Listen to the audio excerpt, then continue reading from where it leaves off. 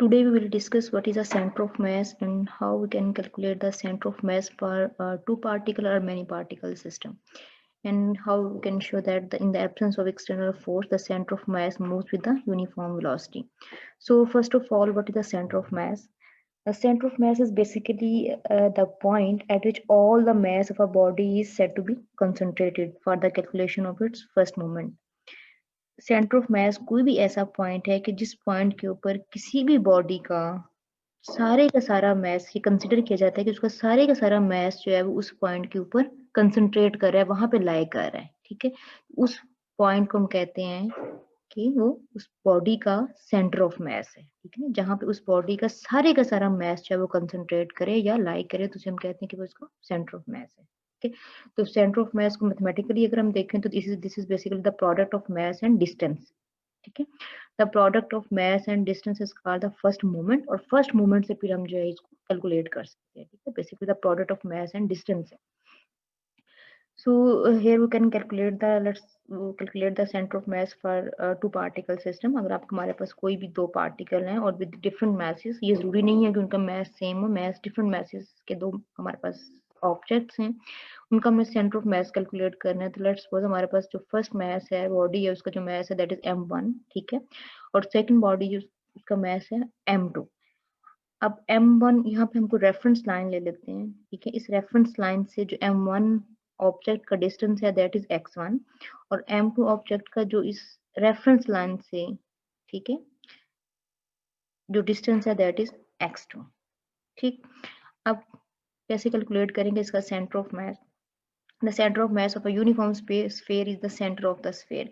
Centre of mass uniform object का हमेशा जो सेंटर ऑफ मास होता है वो उसके सेंटर में लाया कर रहा होता है। ठीक है, तो ये हमारे पास दोनों ऑब्जेक्ट्स जो ये बेसिकली यूनिफॉर्म स्फीयर्स हैं, तो इनका जो सेंटर ऑफ मास है वो एग्जिस्ट करेगा at the centre of this sphere. ठीक है, the centre of mass of a uniform rod with a circular cross section is the point at the middle of the rod length wise. अगर इसके बजाय हमारे पास ये sphere की बजाय अगर हमारे पास कोई लेंथ में रॉड होती, ठीक है, एक स्फेरिकल रॉड होती जिसका कोई क्रॉस सेक्शनल एरिया होता, उसका सेंटर ऑफ मास उसके सेंटर में ही लाई कर रहा होता। ठीक है, सो इसी तरह से अगर हमारे पास इरेगुलर ऑब्जेक्ट्स हैं, ठीक है, ये तो रेगुलर ऑब्जेक्ट्स हैं, अगर इरेगुलर ऑब्जेक्ट्स हैं तो उनका सेंटर ऑफ मास ऑब्जेक्ट्स के कहीं बाहर भी लाई कर सकता है। फॉर एग्जांपल आपके पास कोई इस किस्म की कोई इरेगुलर बॉडी है, तो उस इरेगुलर ऑब्जेक्ट का जो शेप का जो ऑब्जेक्ट है उसका जो सेंटर ऑफ मास है वो उसके बाहर भी लाई कर सकता है। ये जरूरी नहीं है कि सेंटर ऑफ मास ऑब्जेक्ट के हमेशा सेंटर में ही लाई करे, ये सिर्फ उन ऑब्जेक्ट के सेंटर में लाई करेगा जिनकी स्फेरिकल सिमेट्री है, सॉरी स्फेरिकल है या सिलेंड्रिकल वट एवर, यानी कि जो सिमेट्रिक फॉर्म में है, इनकी कोई ना कोई सिमेट्री है शेप की। जिन ऑब्जेक्ट्स की शेप सिमेट्री नहीं है, वो इरेगुलर शेप ऑब्जेक्ट्स हैं, उनका सेंटर ऑफ मास उन ऑब्जेक्ट्स के बाहर भी लाई कर सकते हैं। Now how we can calculate the center of mass for these two spherical sphere? The effective distance for the total mass, ठीक है, अब जो टोटल मास है m1 प्लस m2, इन दोनों को जो इफेक्टिव डिस्टेंस है from this reference line which is equal to the distance to the centre of mass for two masses m1 and m2 lying on x axis. ठीक है, x axis के long हम उनको ले रहे हैं, तो हम कैसे कैलकुलेट कर सकते हैं?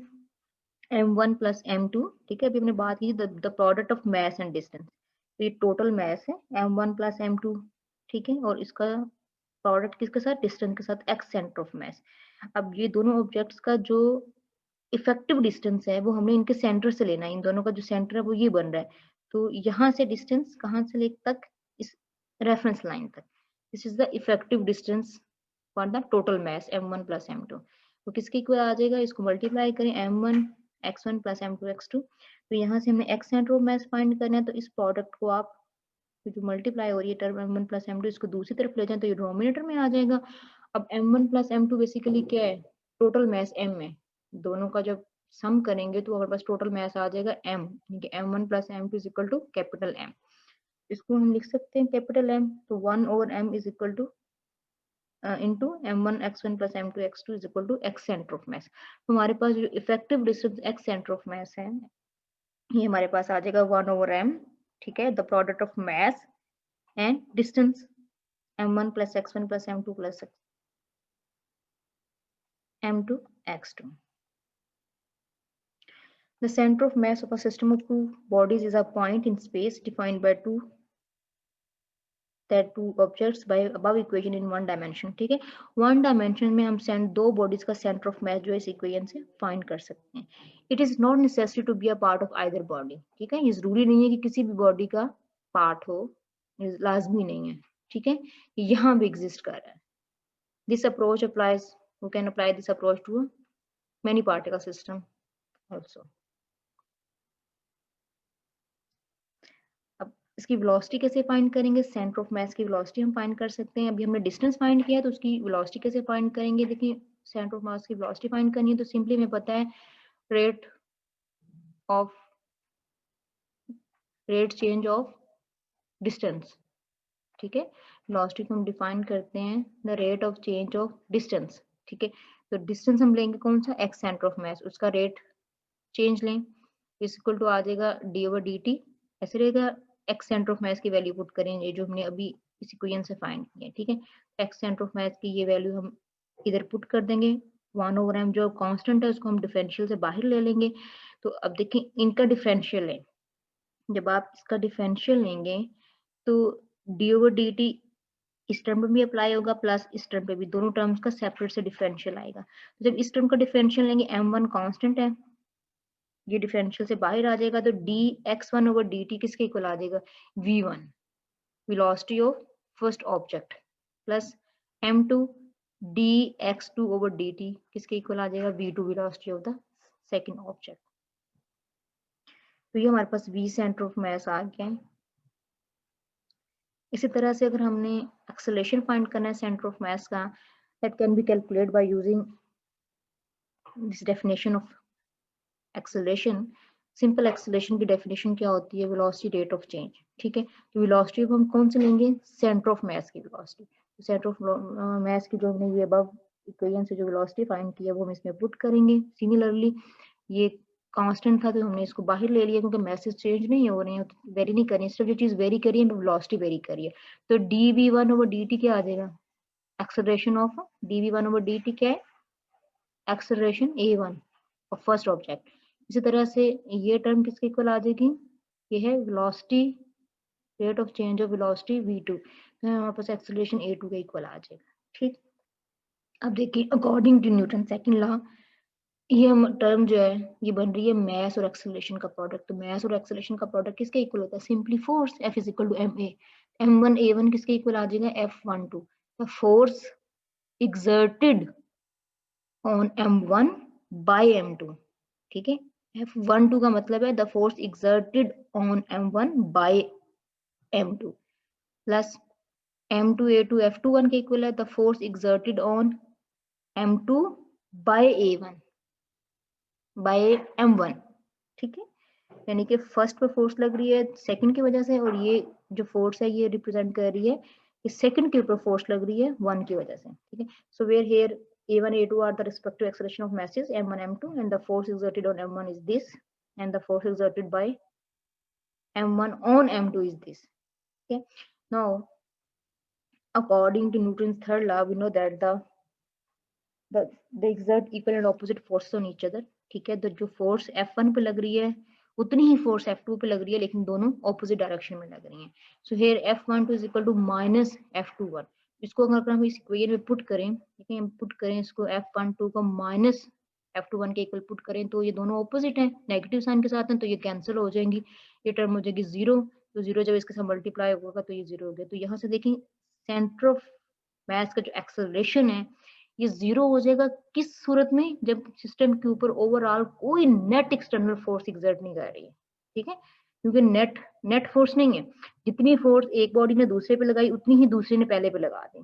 ठीक है, तो जितनी एक ने लगाई उतनी दूसरे ने लगाई तो वो ओवरऑल फोर्स कैंसिल हो गई. ठीक है, तो नेट फोर्स हमारे पास यानी कि टोटल फोर्स या नेट फोर्स जो है वो 0 बची. तो जब फोर्स ही एक्सटर्नल फोर्स ही 0 है, कोई नेट एक्सटर्नल फोर्स एग्जर्ट नहीं कर रही है, तो उस केस में उस बॉडी का एक्सेलरेशन जो है वो 0 होगा, वो बॉडी एक्सेलरेट ही नहीं करेगी. ठीक है, और यही बात हमें न्यूटन सेकंड लॉ से पता चलती है कि अगर कोई एक्सटर्नल फोर्स एग्जर्ट नहीं कर रही है तो वो उसके उस बॉडी में एक्सेलरेशन ही प्रोड्यूस नहीं होगा. So the centre of mass has no acceleration in this case because no net external force acts on the system. ठीक है, कोई एक्सटर्नल फोर्स एक्ट नहीं कर रही है, वो सिस्टम में कांस्टेंट वेलोसिटी के साथ मूव कर रहा है. ठीक है, सिस्टम मूव कर रहा है बट कांस्टेंट वेलोसिटी के साथ मूव कर रहा है। जब वेलोसिटी कांस्टेंट होती है तो एक्सेलरेशन हमेशा जीरो होता है, क्योंकि उसमें चेंज ही कांस्टेंट टर्म में, क्वांटिटी में, वेरिएबल में, अगर आपका वो जो वेरिएबल है वो कांस्टेंट है, वो वेरी नहीं कर रहा आपकी जो क्वांटिटी है, इसका मतलब है कि उसका जब आप रेट चेंज लेंगे तो वो जीरो आएगा। तो कांस्टेंट का जब आप डिफरेंशियल लेंगे वो जीरो आ जाएगा, तो आपके पास एक्सेलरेशन जीरो आ जाएगा। So now consider external force F. Let's suppose हम करते हैं कि m1 के ऊपर जो एक्सटर्नल फोर्स एक्सर्ट कर रही है वो f एक्सटर्नल 1 है। ठीक है, ये तो दोनों बॉडीज, ये वो फोर्स है जो 2 जो है 1 के ऊपर लगा रही है। ये हमने सपोज किया है कि कोई बाहर से और एक्सटर्नल फोर्स जो है वो m1 के ऊपर एक्सर्ट हो रही है। ठीक है, तो वो फोर्स प्लस जो फोर्स बॉडी 2m1 पे लगा रही है, वो उन दोनों का जो सम है that is equal to m1a1 total force by Newton second. इसी तरह से हम सपोज करते हैं कि सेकंड बॉडी के ऊपर m2 के ऊपर जो एक्सटर्नल फोर्स लग रही है that is external to that force plus वो फोर्स जो 1 2 के ऊपर लगा रही है। ठीक है, m1 m2 के ऊपर लगा रहा है, वो उन दोनों का जो सम है again according to Newton second law m2 a2 के इक्वल आ जाएगा मास एक्सेलरेशन का product. Now simply add this equation. ठीक है, इन दोनों इक्वेशन को हम ऐड करते हैं। राइट हैंड साइड में ऐड हो जाएगी, ठीक है, और लेफ्ट हैंड साइड में ऐड हो जाएगी। इनको ऐड करें, ये हमारे पास आ जाएगा ये quantities plus these two quantities is equal to, अब दो ये दोनों साइड्स को ऐड कर लें। ठीक है, the first two terms gives the net external force. ठीक है, ये दोनों टर्म्स आपको नेट एक्सटर्नल फोर्स दे रही हैं। ठीक है, अभी ये टर्म हमने ऑलरेडी देखी, F12 किसके इक्वल था, माइनस F21 के।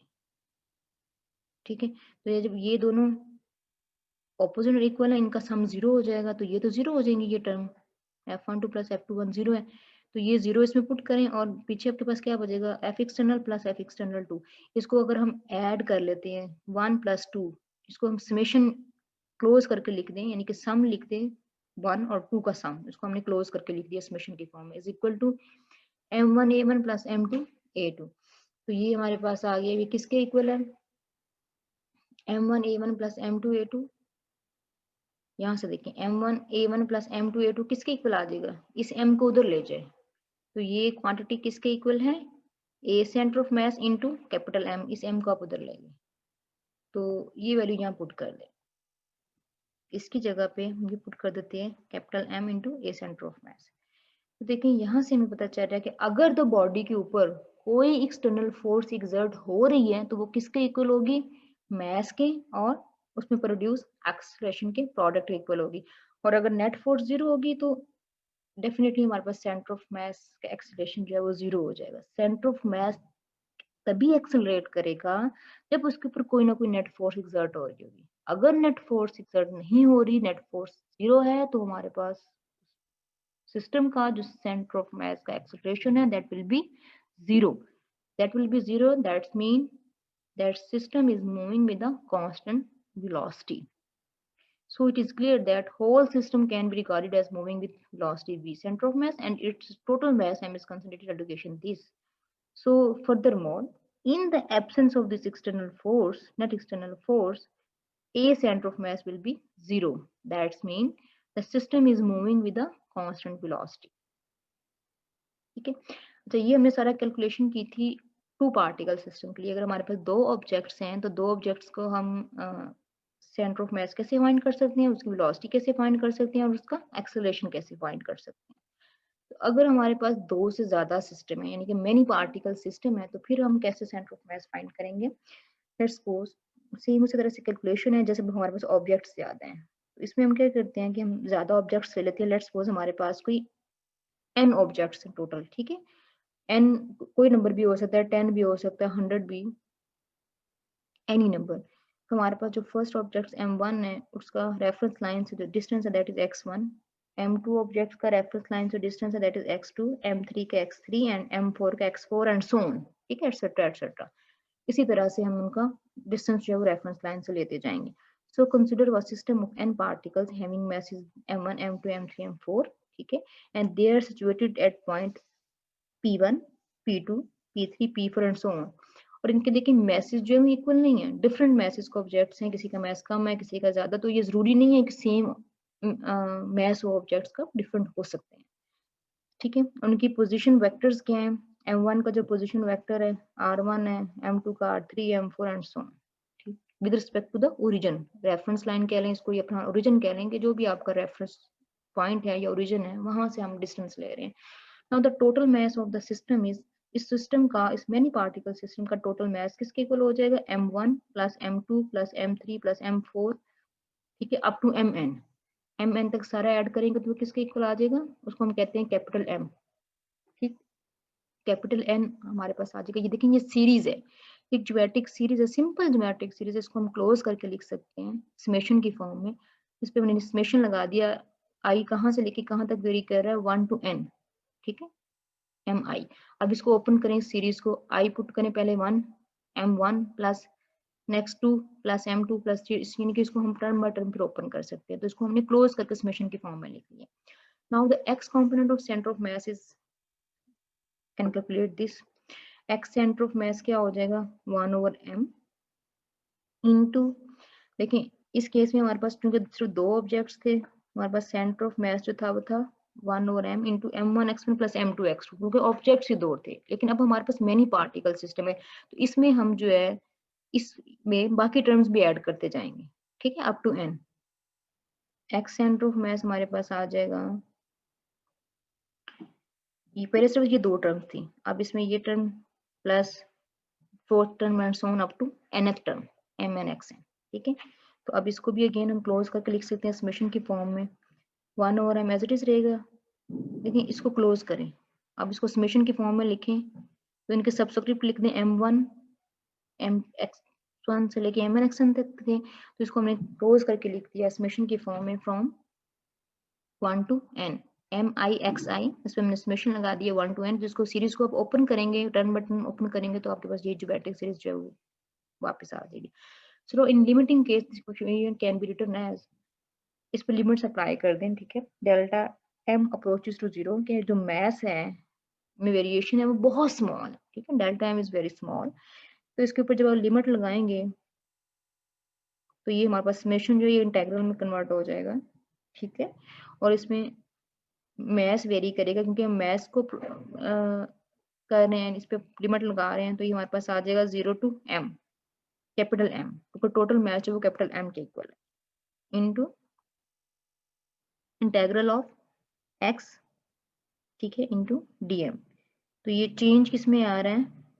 मैस में। मैस वेरी कर रहा है, किसी का कम है किसी का ज्यादा है। तो ये हमारे पास x सेंटर ऑफ मैस आ गया है फॉर मेनी पार्टिकल सिस्टम, और उनके मैसेज वेरी कर रहे हैं फ्रॉम 0 to m। ठीक है, x centre of mass. Similarly for y component of centre of mass are, ठीक है, y कंपोनेंट भी होगा, इसको हम 3D में कैलकुलेट करें, ये 1D नहीं है। अगर तो सिर्फ 1D में होता तो बस सिर्फ हम x सेंटर ऑफ मास बता देते। अगर हम इसको 2D में देखेंगे तो उसका y कंपोनेंट किसके इक्वल आ जाएगा? जैसे हमने ये कैलकुलेट की इसी तरह से y कंपोनेंट में m1 अब y1 आ जाएगा, जहां जहां पे x1 था वहां पे आप y1 करते जाए। ठीक है, इसको क्लोज करके लिख लिया। इस पे अब लिमिट्स लगा दें समेशन पे, लिमिटिंग केस लगा दें कि delta m approaches to 0, limit लगा दी तो हमारे पास सिमिलरली जैसे हमने x centre of mass calculate किया था वैसे ही हमारे पास y सेंटर ऑफ मास आ गया। ठीक है, यहाँ पे x था तो यहाँ पे y कंपोनेंट आ गया। सिमिलरली फॉर z कंपोनेंट, ठीक है, अगर हम 3D की बात करें तो 3 डायमेंशन में z कंपोनेंट भी इन्वॉल्व होगा, तो वो हमारे पास सिंपली ये चीज जो है यहाँ पे आ जाएगा zdm। ठीक है, तो ये हमारे पास 3D के लिए आ गया। So now in general these equation can be written as, अगर अब हम इसको कंबाइन करके लिखें, x centre of mass plus y centre of mass plus z centre of मास, अगर हम इसका पोजीशन वेक्टर r लें सेंटर ऑफ मास का, तो हमारे पास इन तीनों का सम आ जाएगा। उसको हम लिख सकते हैं 1/m summation product of m into r। ठीक है, तो हमने कंबाइन करके लिख दिया पोजीशन वेक्टर r की फॉर्म में 3 डायमेंशन में, r सेंटर ऑफ मास हमारे पास ये आ जाएगा। ठीक है, अगर एक डी की आप बात करें, 1D की बात कर रहे हैं तो हम सिर्फ एक्स सेंटर ऑफ मास की बात करेंगे। अगर 2D की बात करें तो फिर हम उसमें y कंपोनेंट में इन्वॉल्व करेंगे। 3D की बात करें तो z कंपोनेंट, अगर उसको हम कंबाइन करके फिर हम वेक्टर फॉर्म में लिखेंगे, पोजीशन वेक्टर फॉर्म में, तो ये हमारे पास आ गया है position vector r centre of mass.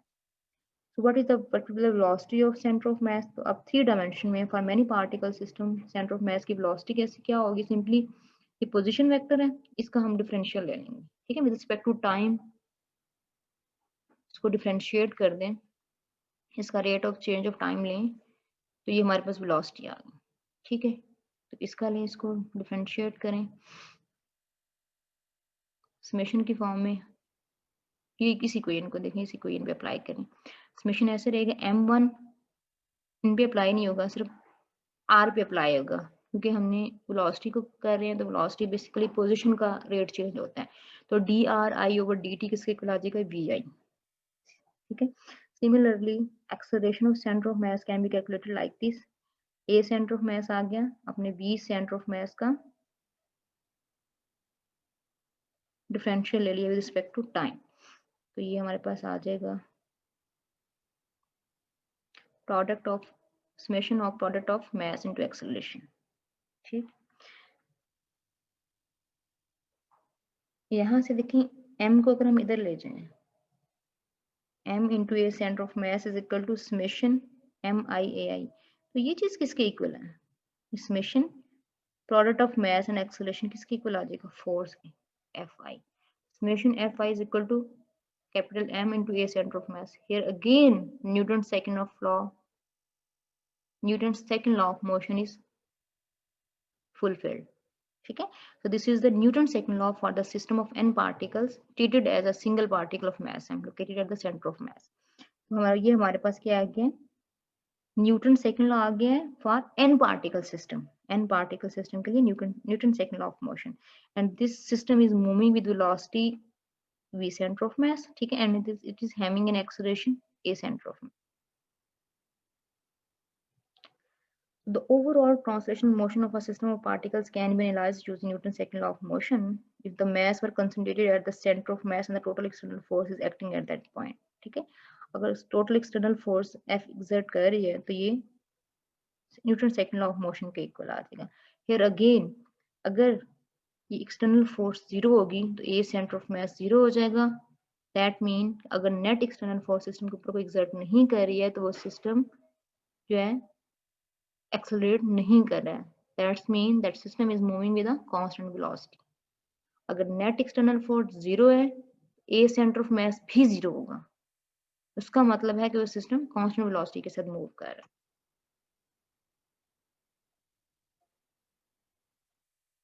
So next, what is a linear momentum for a single particle and system of particles, ठीक है। किसी सिंगल पार्टिकल का लीनियर मोमेंटम क्या है और सिस्टम ऑफ पार्टिकल्स का लीनियर मोमेंटम क्या है, ठीक है। And what is the law of conservation of linear momentum? Linear momentum, law of conservation of linear momentum क्या है? लीनियर मोमेंटम देखिए सिंपली बेसिकली क्या है? The product of mass and velocity, बड़ी वेल नोन सी डेफिनेशन है momentum की, linear momentum की, कि मास और वेलोसिटी का प्रोडक्ट जो है वो लीनियर मोमेंटम कहलाता है, ठीक है। It is a vector quantity, क्योंकि ये मास तो स्केलर क्वांटिटी है लेकिन वेलोसिटी जो है वेक्टर क्वांटिटी है। जब किसी स्केलर को वेक्टर से मल्टीप्लाई करते हैं तो आपके पास रिजल्टेंट भी वेक्टर ही आता है, तो so it's the linear momentum is a vector quantity. The linear momentum of a particle having mass m that is moving with velocity v. So you can define linear momentum p by using this relation mv, the product of mass and velocity. So the rate of change of linear momentum is equal to the resultant force acting on the body. अगर हम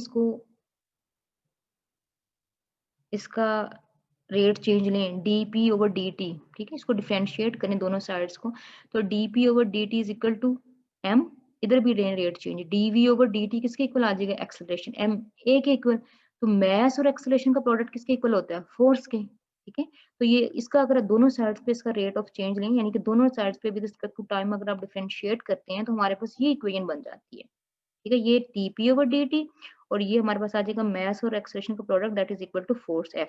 So this is a Newton's second law in terms of momentum. Newton's second law in terms of momentum, ठीक है। So for a single particle, अगर single particle है that is having a mass m, you can write like this dp over dt, ठीक है। अब p यहाँ पे क्या है? d over dt को एज इट इज रहने दें, p यहाँ पे क्या है? मोमेंटम है, momentum is equal to mv, ठीक है, M V is equal to M D V T, यानी कि वही चीज उसने की है, फोर्स को उसने प्रूव किया कि that is equal to M A, F is equal to M A. The kinetic energy of a particle in terms of linear momentum we can write kinetic energy is equal to half M V square. ठीक है, हमने kinetic energy को momentum की form में लिखना है, linear momentum की form में लिखना है। फिर वेल नोन रिलेशन है kinetic energy of a body that is having a mass m and that is moving with a velocity v। तो ये उसकी काइनेटिक एनर्जी है। अब यहाँ पे देखें इसी इक्वेशन को ऊपर नीचे दोनों तरफ m से आप ऊपर भी मल्टीप्लाई कर दें और नीचे भी इसको m से मल्टीप्लाई कर दें। ऊपर हमने मल्टीप्लाई भी किया तो क्या आ गया, M square B square divided by 2m, यानी कि ऊपर नीचे आपने एक m से मल्टीप्लाई कर दिया। एम स्केयर बी स्केयर किसके इक्वल होगा, m square b square is equal to p square divided by 2m। That's kinetic energy in terms of linear momentum for a single particle। अगर many particle system है, n particle system है, तो n particle system का linear momentum किसके equal हो जाएगा, simply देखिए जितने ऑब्जेक्ट्स हैं हर एक के लीनियर मोमेंटम को आप ऐड करते जाएं तो आपके पास टोटल मोमेंटम आ जाएगा, लीनियर मोमेंटम आ जाएगा उस मेनी पार्टिकल सिस्टम का। ठीक है, पार्टिकल 1 का लीनियर मोमेंटम प्लस पार्टिकल 2 का लीनियर मोमेंटम प्लस पार्टिकल 3 का linear momentum so on up to particle n का लीनियर मोमेंटम, उनको ऐड करेंगे तो हमारे पास टोटल लीनियर मोमेंटम आ जाएगा ऑफ n पार्टिकल सिस्टम। तो आप ऐड करें, p1 किसके equal m1 v1 plus p2 क्या होगा m2 v2 up to nth particle. इनको अब क्लोज करके समेशन की फॉर्म में, ज्योमेट्रिक सीरीज अगेन इसको हमने क्लोज किया, हमने इसको समेशन की फॉर्म में लिखा। Now what will be the velocity of centre of मास, कि ऑलरेडी हम दे चुके हैं वेलोसिटी सेंटर ऑफ मास की वेलोसिटी इसके इक्वल होती है। यहाँ से आप m को इधर ले जाएं, कैपिटल M को हम इधर ले गए, v centre of mass into m is equal to this. अब देखें m वेलोसिटी और m ये product is equal to summation m i v i। तो ये चीज किसके इक्वल है, अभी हमने देखा है ये समेशन किसके इक्वल है, p के इक्वल है। तो यहाँ पे हम राइट हैंड साइड पे लिख सकते हैं कि ये p के इक्वल है। तो कंपेयर करें इस इक्वेशन को इक्वेशन 2 को इक्वेशन 1 को कंपेयर करेंगे तो हमारे पास आ जाएगा p is equal to m v centre of mass, यानी कि आपके पास जो टोटल लीनियर मोमेंटम है पर n पार्टिकल सिस्टम वो किसके इक्वल आ जाएगा, total mass m of n particles into the velocity of centre of mass. n particle system का लीनियर मोमेंटम इसके इक्वल आ जाएगा। तो this is the momentum of a system of many particles. The total linear momentum of a system of particles is equal to the product of mass, total mass, ठीक है, and the velocity of center of mass।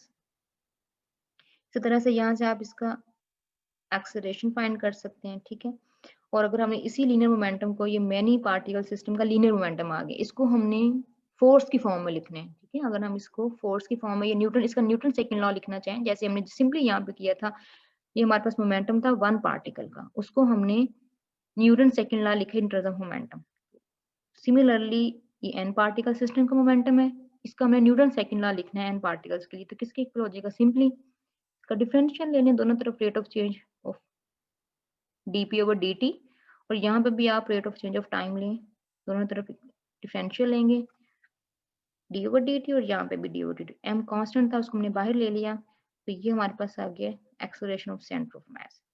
तो this is the product of mass and acceleration. तो mass और acceleration का product किसके equal होता है, force के, एक्सटर्नल फोर्स के। So here this is again the Newton's second law of motion for a system of many particles in terms of linear momentum.